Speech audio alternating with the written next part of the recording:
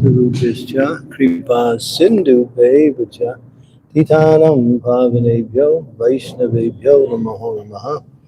Jai Shri Krishna Chaitanya Prabhu Nityananda Shri Advaita Gadadhar Shri Vasari Gaur Bhaktivinoda Hare Krishna Krishna Krishna Hare Hare Hare Rama Rama Rama Hare Hare. Shri Harinam Sankirtan Ki Jai. Shri Prabhupada Ki Jai.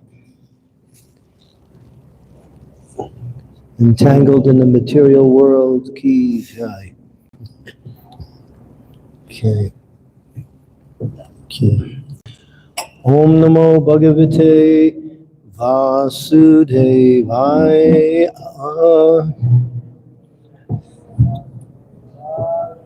Om Namo Bhagavate Vasudevaya.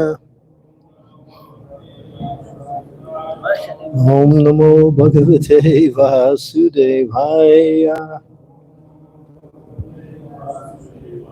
Srimad Bhagvatam, Canto 4, Chapter 13, verse number 23, the descendants of Dhruva Maharaj.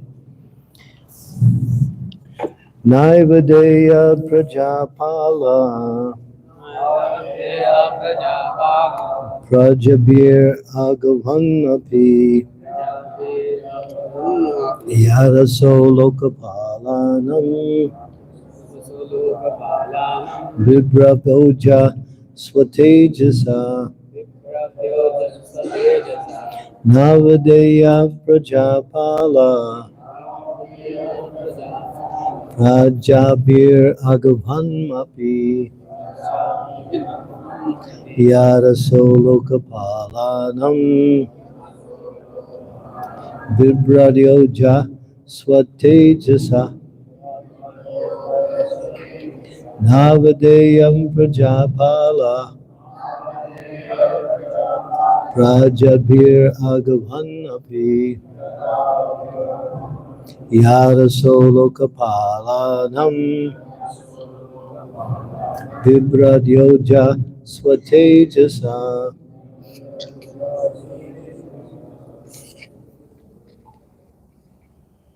Chant. Navadeya Prajapala Navadeya Prajapala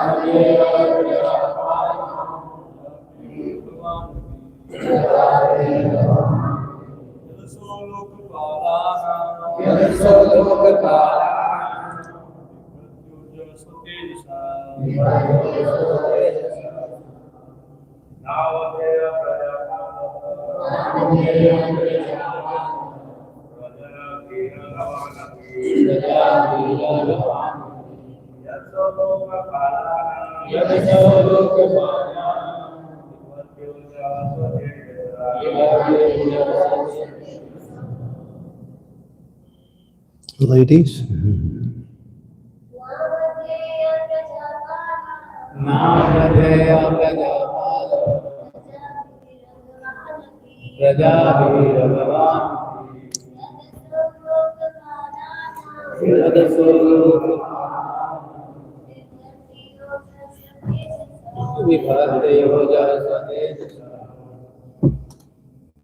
Anyone else?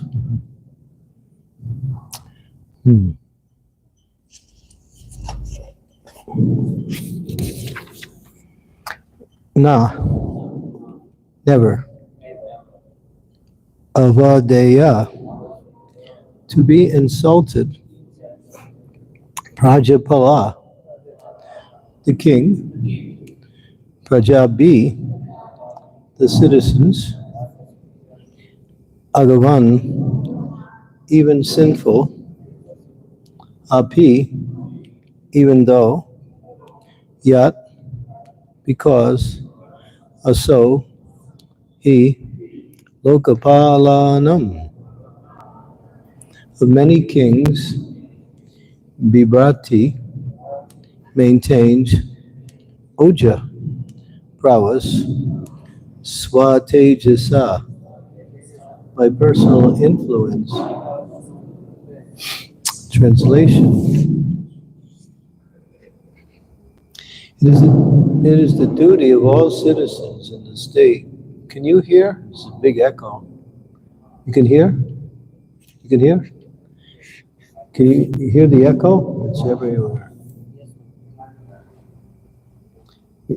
There's too much bass in it. We'll use this one here. Let's try.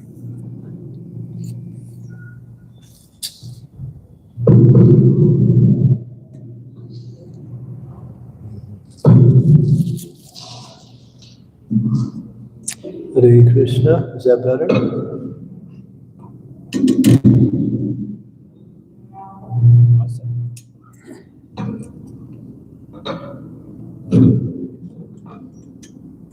Good. It is the duty of all citizens in the state never to insult the king, even though he sometimes appears to have done something very sinful. Because of his prowess, the king is always more influential than any of the ruling chiefs. Purport. According to Vedic civilization, the king is supposed to be the representative of the Supreme Personality of Godhead. He is called Narayan, indicating that Narayan, the Supreme Personality of Godhead, appears in human society as the king.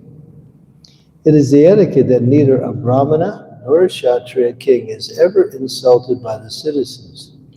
Even though a king appears to be sinful, the citizens should not insult him.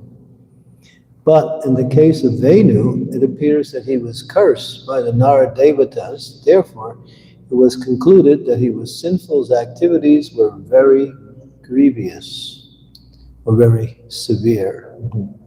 Umagyantinadandasya Ganajana Salakaya Chaksun Militam Yeda Tasmai Shri Gurave Namaha Namo Vishnu Padaya Krishna Prasnaya Bhutale Srimate Bhakti Vedanta Swami Niti Namine Namaste Saraswati Deve Gaurvani Pachadine Nirvisesa Sunyavadi Pastyatya De Sitarine Vanchakalpa Tarubhischa Kripa Sindhu Paevacha Patitanam Bhavanebhyo Vaishnavebhyo Namo Namaha Jai Shri Krishna Chaitanya Prabhu Nityananda Sri Advaita Gadadhara Srivasadi Gaur Bhaktivinoda Hare Krishna Krishna Krishna Hare Hare Hare Rama Rama Rama Hare Hare.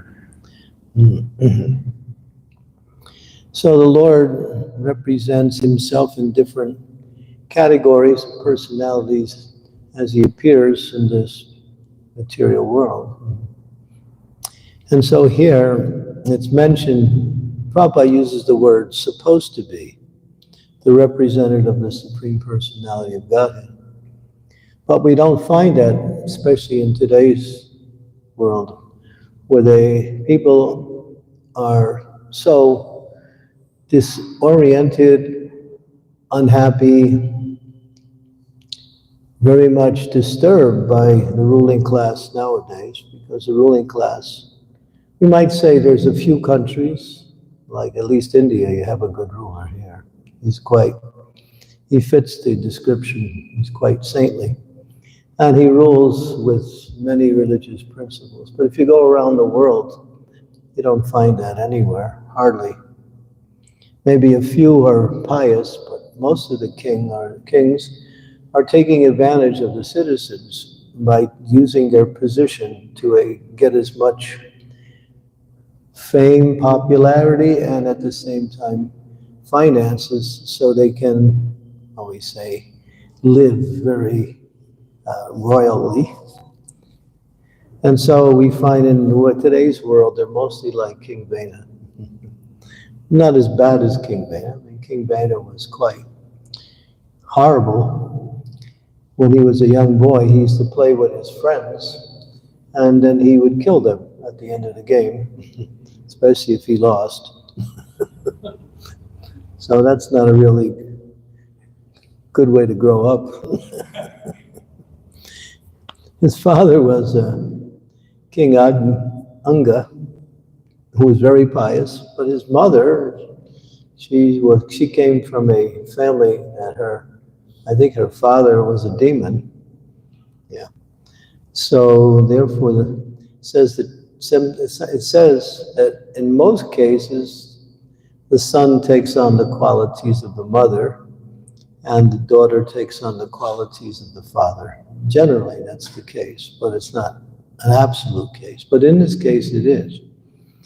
His mother was quite influenced by demoniac qualities, so he grew up in that mood. And he was so disturbing to everyone. The only good thing about his rule is that he was so strong against crime that there was no criminals, because he would catch them and kill them also. So he was kind of a vicious person in the position of rulers. But today's society, we have people who are similar, but not as overt, you might say. They do it in a covert way, undercover. So how can we actually acknowledge that such leaders can be considered to be representatives of the Supreme Lord? They're not in the real sense of the word, but still they should be respected. And how do we respect them? By trying to teach them that the goal of life is premanand, is to rule the country based on spiritual and moral principles, and sound social and political and economic principles that are beneficial for everyone, not for an exclusive class of people.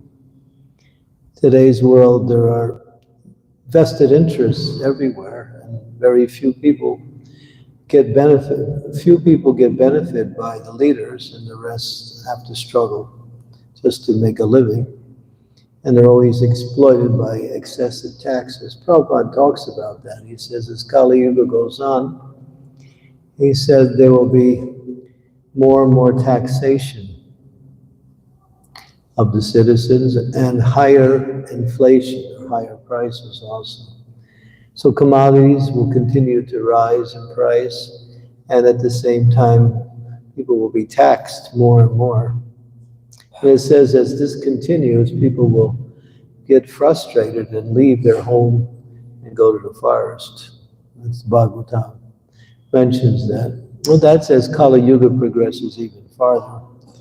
Right now, there's tax everywhere.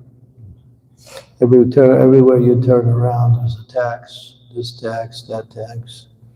They have a tax for taxing also. If you go to Western countries, especially the United Kingdom, there's so many taxes there. You need a secretary to keep a listing of all the taxes. So many taxes. So this is the feature of Kali Yuga. The leaders can't really rule properly. They don't have any adhikari. They're not trained. They take the post out of some kind of popular vote, and they just exploit their position. So it says that pretty much we can say that they're descendants of King Vena. And said here, yeah, it says that, and said, but it says here that one should still not insult such persons, even though they're sinful. And that goes on in today's society. They have a whole program of finding fault with the leaders, and it's easy, of course, to do that. And they make it into a popular program that everybody talks about how bad the leaders are. So what to do? So what Srila Prabhupada wanted to establish when he first began the Krishna conscious movement, he created a party called In God We Trust Party. It was a political party to have devotees who were somewhat politically oriented, at the same time practicing Krishna consciousness seriously, to run for office. So we had one person, he ran for office. And the basic principle was that we could preach Krishna consciousness through the campaign program. Campaigning for position meant preaching Krishna consciousness on a very wide scale. So that was quite beneficial. But then Prabhupada saw that after some time, he says our business is not to get involved with politics. Our business is to, spread the Yuga Dharma, chanting of the Hare Krishna Maha Mantra, and teach people the importance of, worshiping the Supreme Personality of Godhead as the goal of life, and not to waste time in politics. And so he pulled out and changed the whole thing, dropped the party. It doesn't even exist today. But we're seeing even today some people who are somewhat inclined to religious principles are taking office now. We have our Tulsi Gabbard in America, and she's now become the top security person in the entire United States. She's in charge of all of the security agents. And she chants Hare Krishna, and she doesn't hide it. She comes out in public and chants Hare Krishna. She's a disciple of one of Prabhupada's former disciples. What's his name? Can't remember his name. He lives in Hawaii. But she's really quite Krishna conscious, very strong. And also she is a Kshatriya. So she's not afraid of anybody. If you get to meet her, she'll let you know this is the way it is. She's very strong personality. But she's Krishna conscious. So we want more of that type of people to enter into the political arena who have that political acumen, that tendency for that type of service, and at the same time they're inclined to devotional service. You see how when King Ashoka here in India, when Buddhism was starting to spread, the Buddhists preached to King Ashoka, and Ashoka actually became a Buddhist, and he made his whole kingdom into Buddhism. So because he made it a law that you have to be Buddhist, because he was the king. And then we have the example of how Srinivasacharya got connected with one king called King Birhambir in Vanavishnupur in Bengal. And he became his minister and preached to the king. The king was a dacoit. And then he preached to him and changed him into a Vaishnava. And that king made his whole providence, he made it, he was pretty strong personality. He forced everyone to become Hare Krishnas. So Prabhupada said, we want leaders like that. They can come and take over the position and then make it a rule that everybody has to chant Hare Krishna. You can hear some of Prabhupada's statements are quite very strong and to the point. But we have no business, really, as individuals, to take part in politics, but those who are already in politics, if they get some position as devotees, then they can do so much to spread Krishna consciousness. Like that. So the king has to represent both God and the interest of the people. And then that king is considered to be Naradeva, or a representative of the Supreme Personality of Godhead here. But Prabhupada used to always say that we should respect even those who are not, as it says here, he says, even if he appears to be sinful, we should not consider him to be demon, or in other words, we should not insult the king. We should try to help him give up his sinful activities, that's for sure, but at the same time not find fault. Okay, so, and of course, the example of King Vena will be explained as the Bhagvatam goes on, and how nefarious he was in trying to rule the kingdom according to his own ideas. And of course, he actually thought that he was the Supreme Lord. He was saying, you should worship me as the Supreme Personality of Godhead. And the Brahmins didn't go along with him. And the Brahmins were trying to change him, but he wouldn't change. So at one point, he stopped all Vedic sacrifices and made it a law. You couldn't perform any Vedic sacrifices. So when the Brahmins were put into that position, those Brahmins were quite powerful. The Brahmins could chant mantras, and then they could kill somebody simply by chanting mantra.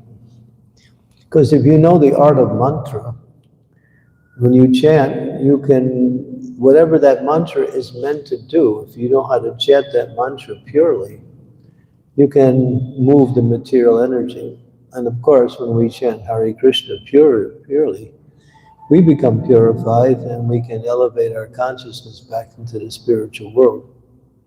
So mantra is very powerful. And then there's so many mantras, of course. There are people who are tantrics. You probably know them. Here in India, they're quite popular. Not popular, but they're there. You can go to them if you want to destroy somebody. You can offer them some money, and they'll do some tantric chanting, and they'll do some puja. And they can kill people like that. They do. Simply by the mantras. And I've had at least 3 or 4 devotees who were subjected to these tantric persons. But because they're devotees and they're chanting Hare Krishna, they can't kill them, because the chanting of the Hare Krishna mantra protects one 100%, but they can cause some disturbance like that. Usually what happens is that one man, he marries a girl, and his family doesn't like the girl he marries. Hare Krishna. This happens in India sometimes. In the West, they don't care. But the family members are really very much a part of the person's life, the whole life. Maybe you also know that. And so there was one situation where the sister of the husband of the girl, she didn't like her brother marrying this person. So she went to some tantrics, and I was involved personally in this whole thing. I was trying to save the girl. She was going through a lot of suffering. But she was a devotee, and she somehow came out ahead. And I had a disciple also that was trying to be killed, again by family members of the husband's relatives. Usually they attack the girl, not the guy, because it's usually the guy doesn't know how to choose his wife, and so they want to eliminate the wife. Hare Krishna. Be careful when you get married. Make sure you get permission from your parents. And if they don't give permission, then you just put the straw in your teeth, you roll on the ground. You know, you brought me up, and I'm grateful for everything you've given me. But now it's my life, and it's my turn to make my own choice. You know, respectfully. And that happens. But yeah, so mantra is very, very powerful. Very powerful. When, for those who know it, we see how when Arjuna, when Asvatthama killed or tried to kill the next heir to the throne, that was Maharaj Pariksit in the womb of his wife Uttara, he threw a very powerful Brahmastra weapon, and it's all done by mantra. These weapons are on the subtle platform, and they're so precise that they don't hurt anybody around it. They go right to the target like that. Nowadays, they have what is called smart bombs.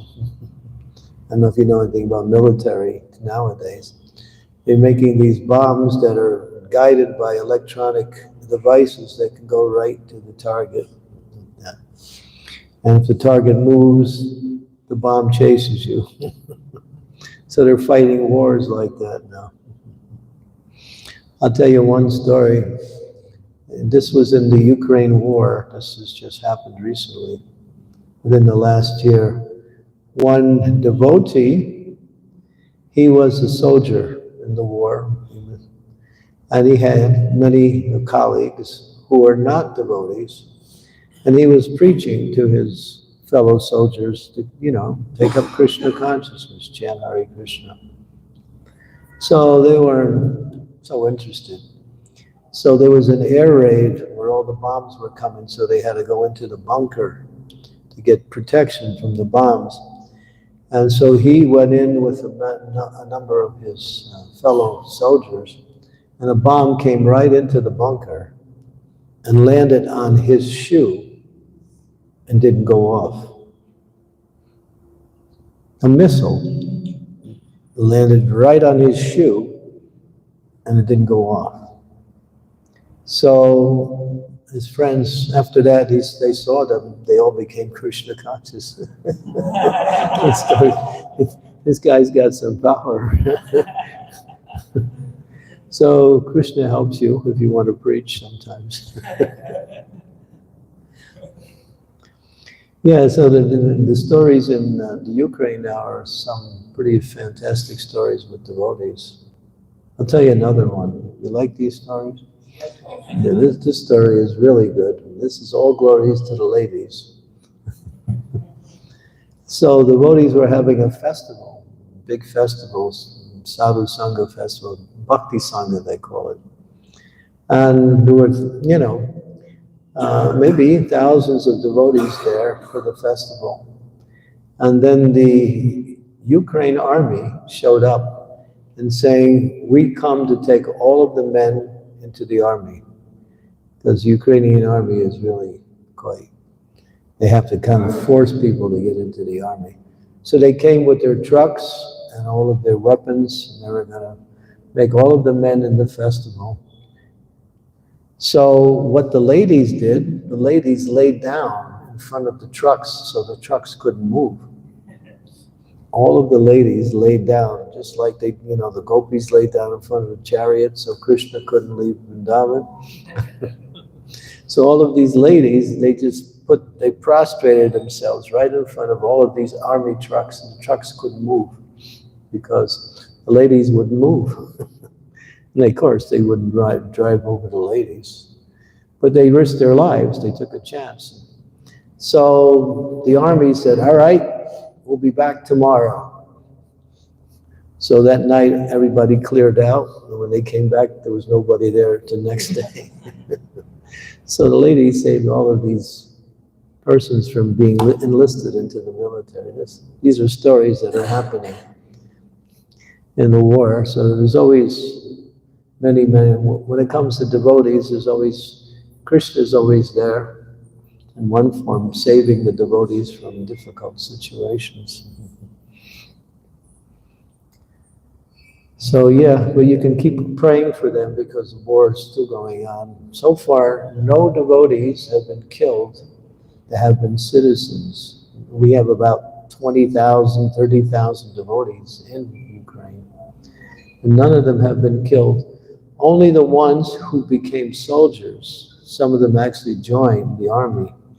There was about 9 of them, they got killed in the battle. But who told them to join the army? I mean, they thought they were Arjuna or something. They were thinking this is the Bhagavad Gita. But it wasn't like, no, I'm serious. There was one film when one soldier was saying, yes, this is not different than the Bhagavad Gita. You know, we're devotees and Krishna's here, and I'm following in the footsteps of Arjuna, fighting for religious principles because it was completely bogus.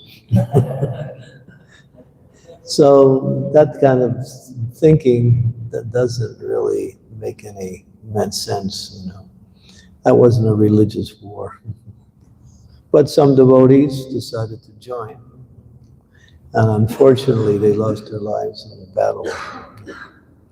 Anyway, so we see here and Prabhupada talks about the leaders, that when the king would go into fight in the battle, he would lead the fight. This was the Vedic system for Kshatriyas, that the king would not, Prabhupada said, now they sit in their room and just smoking cigarettes, that's all. Where the poor soldiers have to fight.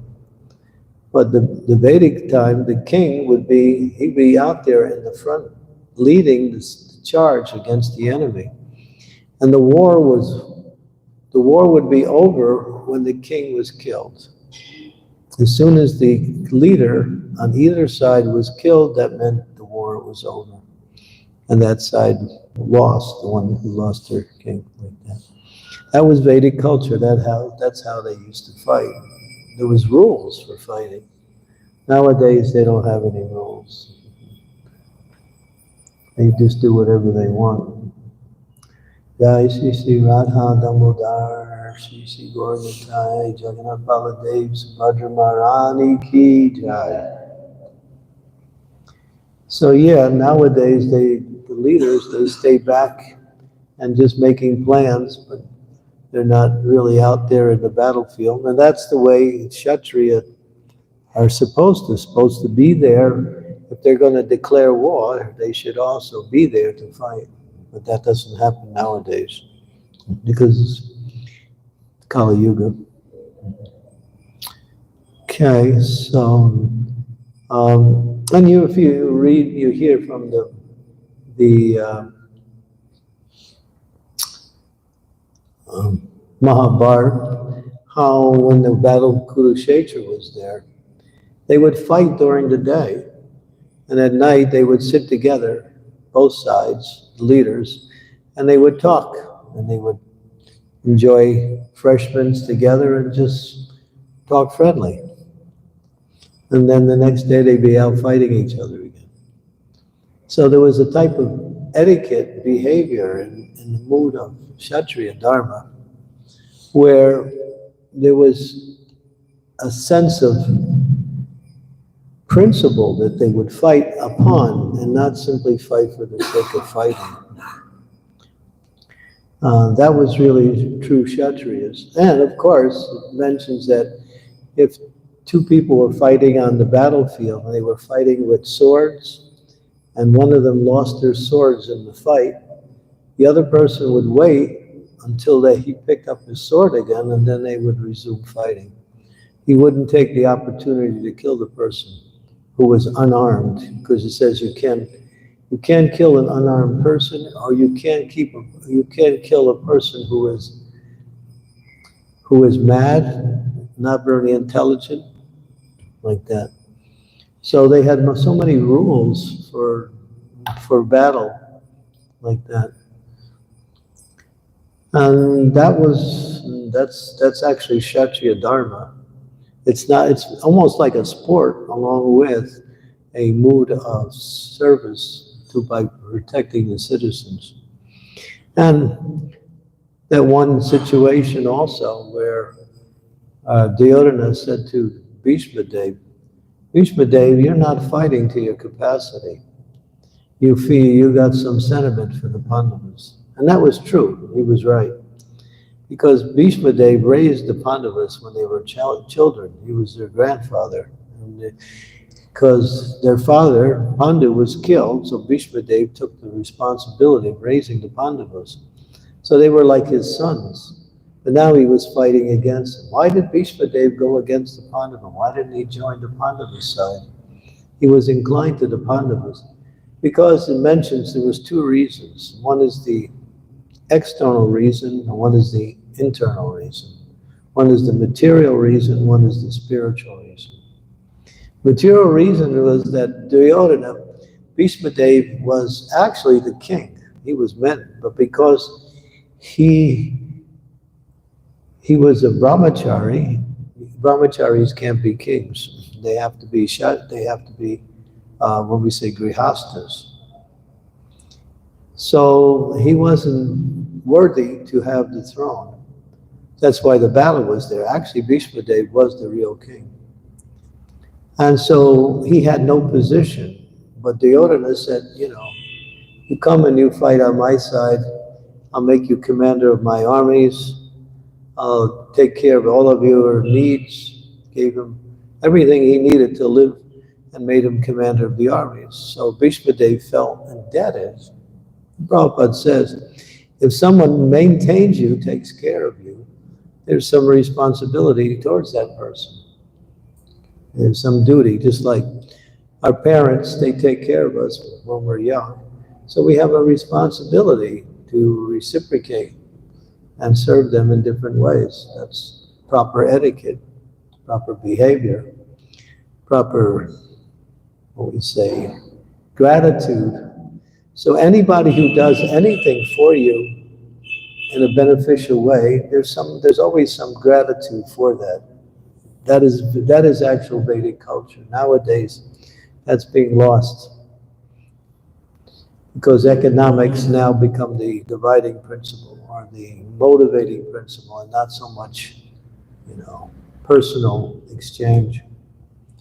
So Duryodhana said to Bhishma Dev, you're not fighting to your capacity. So that was an insult for a Kshatriya to be told he's not fighting to his capacity. That's a great insult. So Bhishma Dev said, all right, tomorrow I will kill all the 5 Pandavas. I have these arrows, and he brought out 5 arrows. I will use these 5 arrows to kill the Pandavas. And Duryodhana said, well, let me keep the arrows for you overnight. Tomorrow I'll give them to you. Fine. So he did. But then Krishna, because Krishna knows everything, he knew that the Pandavas were now in trouble because no one could fight against Bhishma Dev. Not only was he the best fighter, but he had a benediction that he could only die when he wanted to die. So Krishna said to Arjuna, you remember Duryodhana gave you some promise that that you could ask him for anything and he would promise? Yes. Go tonight and ask him. He's holding 5 arrows. Ask for the 5 arrows. That was Krishna.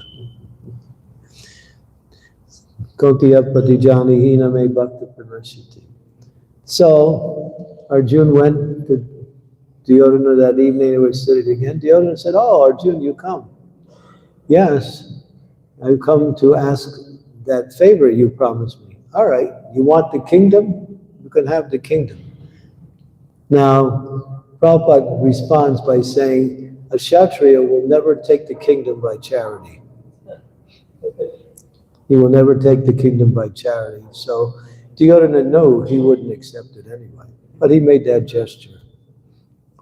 And he said, no, because that would be, then the Kshatriya becomes like a beggar. And Kshatriyas, that's like calling them the worst thing possible, calling a Kshatriya a beggar. So he said, no. He said, well, okay, what is it? He said, you have that 5 arrows, please give me those. And Duryodhana gave him the 5 arrows. And then the next day, when Bhishma Dev came, he understood this was the trick of Krishna. And then he decided, I'm going to fight, and Arjuna is going to die unless Krishna comes and protects his devotee, because Krishna said, I'm not going to fight. That I'm not going to fight. He made that promise. But Bhishma Dev was fighting so fiercely that Arjuna's chariot was being smashed, and the wheel broke off, and both Krishna and Arjuna fell off the chariot. Even Krishna fell off. But then Krishna thought, this is the end of Arjuna, so he decided, he picked up the chariot wheel and started charging at Bhishma Dev. And this was actually Bhishma Dev's plan. He wanted to fight with Krishna because he has that mood. So when he saw that, he was shooting arrows at Krishna. And Krishna was accepting the arrows as a lover accepts the love bites from their beloved. So, and Krishna was, but then, you know, Krishna was really, really angry. His eyes were like red, fiery hot, and he was running so fast towards Bhishma Dev that his charter fell off, and he didn't even stop to pick it up. He just kept running. And then that's what Bhishma Dev wanted to see. He wanted to see Parthasarthi. He wanted to see that form of the Lord who is now coming at him as an opponent. And that's his mood. So this was the mood of Bhishma Dev. So the other reason why Bhishma Dev didn't take the side of the Pandavas is the spiritual reason. And very few people are aware of that reason. Should I tell you? Yes, Maharaj. How many of you know the reason? Nobody. Well, the reason was he understood that Krishna was the Supreme Personality of Godhead. And he wanted to show the world that if you're against God, no matter how powerful you are, you lose. No one could stop Bhishma Dev. Bhishma Dev could have destroyed the whole Pandava army by himself. He didn't need anybody. But he knew that Krishna was on the other side, and therefore victory was going to be for the Pandavas, because what it says that wherever there's Krishna and his pure devotee, there is victory, opulence, extraordinary power, and what else? One more. 4 things are mentioned. Huh? Morality. Morality, yeah. Thank you. Victory, morality, extraordinary power, and opulence, wherever there is God and Guru. So he wanted to show the world that, yes, even I am very powerful, but even I will be defeated because Krishna is on the other side. So we can think of this also. Sometimes we look at the world today, it looks like it's pretty bad shape. How are we going to spread Krishna consciousness? Well, how will Lord Chaitanya's prediction manifest in every town and village? It'll happen. It will happen. But you can't sit back and wait for it to happen. You have to make it happen. And then Krishna empowers his devotees when he sees that they come forward to help spread Krishna consciousness. And by the empowerment of Krishna, everything becomes successful. Rake Krishna More Ke, More Krishna Rake Ke. Krishna is so powerful that, I mean, he can make the whole world Krishna conscious just by raising his eyebrow. But he doesn't do that. He wants to give credit to his devotees because he wants to give his devotees the opportunity to go back home, back to Godhead by representing him in his desires to spread Krishna consciousness. That's Krishna. So, yeah. So Bhishma Dev knew that, and therefore he took the opposite side just to show the glory of Krishna and his pure devotee. Krishnadev was a great devotee. He's a Mahajan. Mahajano Yena Katasapanta. He teaches religious principles. Okay, is there any questions, comments on anything? I know this is somewhat of a Kshatriya class. But anyway.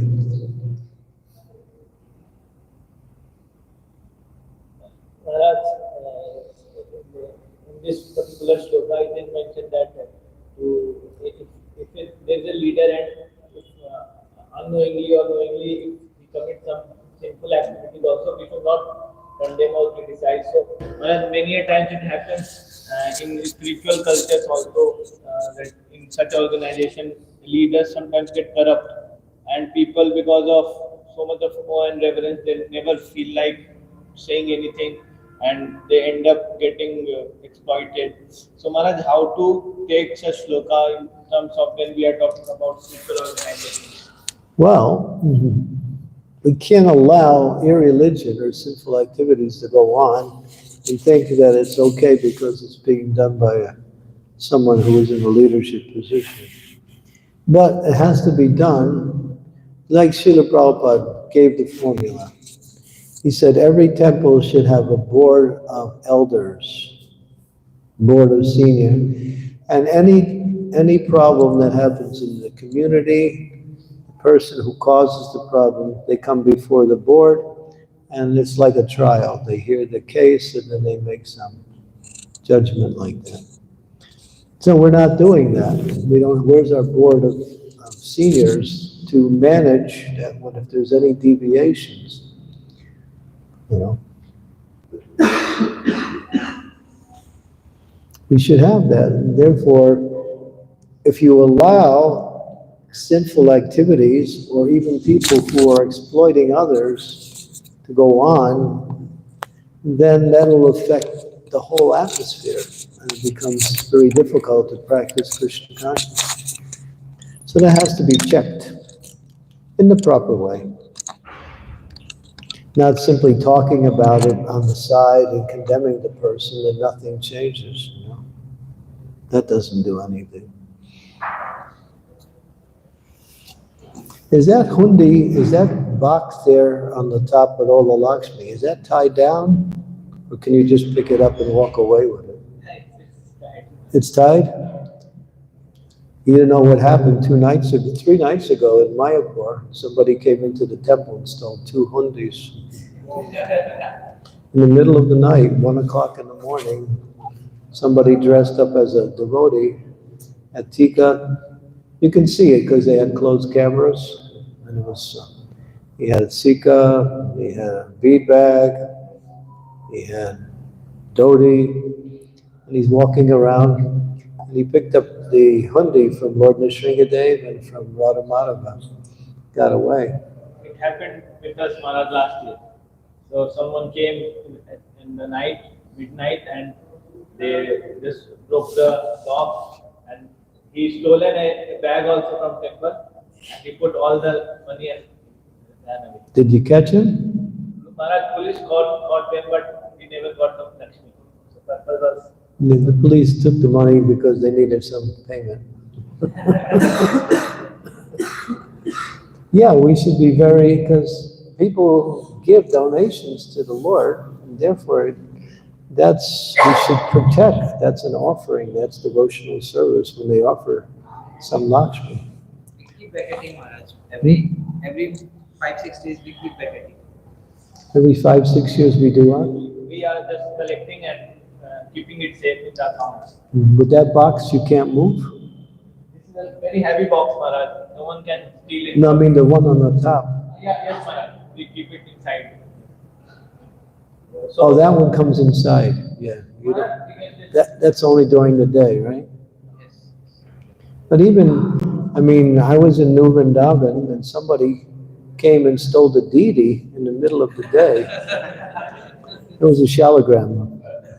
He came on the altar and stole Krishna. Really? Maharaj, what happens to these people who actually stole Krishna?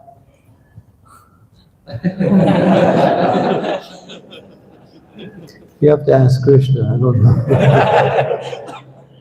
Maybe Krishna says, I need a vacation, take me out of here.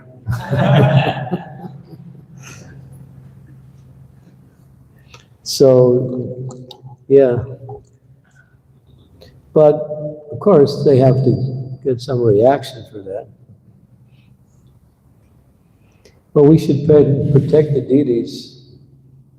In some of our temples in America, sometimes they try to go on and break the deities or steal. I was there in Vrindavan when they came in. A whole big motorcycle gang came in, broke up the temple, broke the deities, and shot the devotees also. I was there during the time it happened. So that was in 1973. So at that time we weren't doing anything to protect the deities. Now we have a little better system, but still it's best if you have, do you have any Kshatriyas here that are guarding the temple? No devotees that are Kshatriyas? Huh? We have Maharaj. Guards are not, we have Maharaj, but we have few people who are actually like Kshatriyas. But they're part of the paid group? Main group. No, not paid. They are volunteers now. Oh, that's good. Yeah, you need that because... And also, Maharaj, we have very good connection with the bureaucrats. So they are also like Kshatriyas. Yeah. Yeah, we have to protect the devotees, the deities, the temple, and what else? One more. Yeah. Devotees, the deities, and the temples, yeah. That has to be protected. Prabhupada wanted devotees to be who are Kshatriya nature, martial spirit, who know how to fight, to be there in every temple to protect. Not aggressors, but people who can fight if there's some need to. Like that. Kali Yuga is getting bad. Look what's happening in Bangladesh. You don't want to know what's going on. It's not even in the news, but every day they're harassing the devotees. They're burning the devotees' houses down. They're doing all kinds of stuff. They want to do so much harassment that they want the devotees to leave the country. The devotees are struggling. They talked to me just about a few days ago what they should do. I said, you should get international help. Go to some international agencies and get some help from the outside because you're not getting any protection from the inside.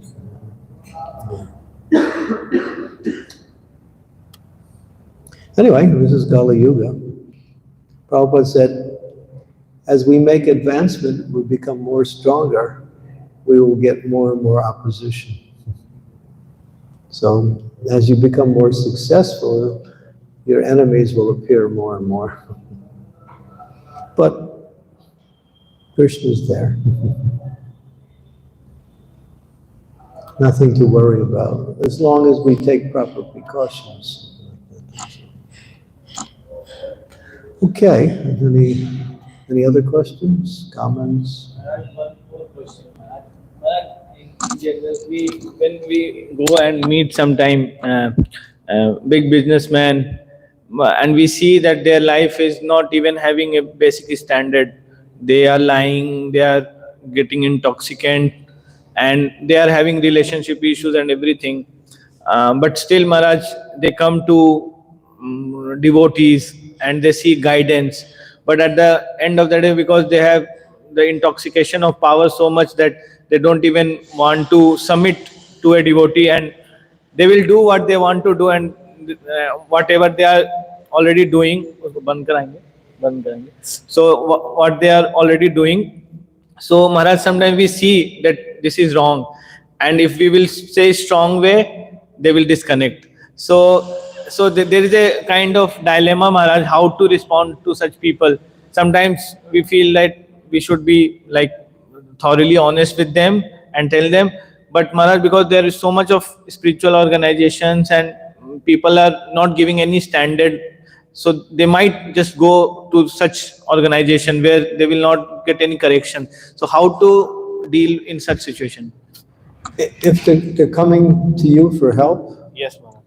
well, if they're coming, you say, if you're coming to us for help, then you should do what we say. Why you're coming here, but we're giving advice and you can't follow. What is the use of you coming? It's like somebody comes and says, I have a question. And then you answer the question, you say, well, I don't like the answer. Well, then why'd you ask the question? It doesn't make sense. So if they're coming to you, you should I guess it's how you do it. You should be very sensitive because they're suffering. And they want some advice on how to stop their suffering. Many times people come and collect advice from different places and see which advice they like the best. That's not advice. Sometimes people come to me and say, Maharaj, they ask me about something. I said, do you want an instruction? Do you want my opinion? Or do you want advice? And I'll answer your question. So if you say, give me an instruction, then you have to do it. If you want my advice, then you can choose. If you want my opinion, it doesn't really matter.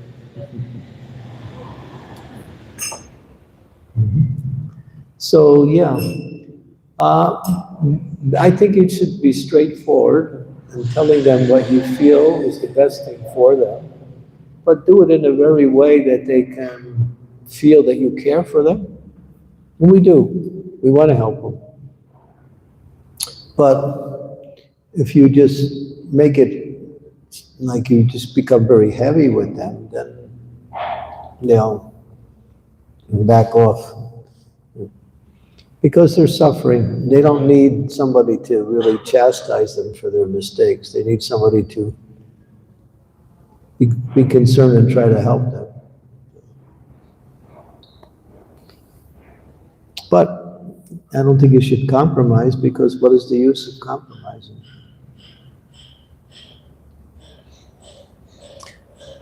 Sometimes we give them a program where they can gradually reduce their sinful activities to the point of nil. Say, just like Prabhupada would say, when devotees first were joining, he said, the devotees used to come, they would meet with Prabhupada, and then they would, for a break, they'd go out and smoke a cigarette. And Prabhupada said, you may not be able to give it up, but every day you should do one less. So if you're smoking 10 cigarettes a day, tomorrow you do 9. And then the next day you do 8. So when it comes to addictions, either alcohol or some kind of intoxications, you can't break it, because it's like, it's too hard for them just to, we call it cold turkey. You know what cold turkey is? Cold turkey means stop it. But people can't do that. So you give them a program, try, little by little, you reduce like that. And then you tell them, keep coming to the temple while you're doing that, take part. Come and see the deity, come and take part in the programs. And that will give them some spiritual strength. Not just give them some material advice,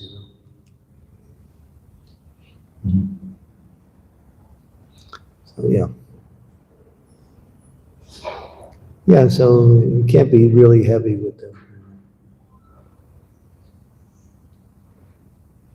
Anyone else? Okay, so thank you. So we have an initiation ceremony coming up at 10:30 today, here in the temple room. So come and take part in the initiation, give your blessings to the candidate.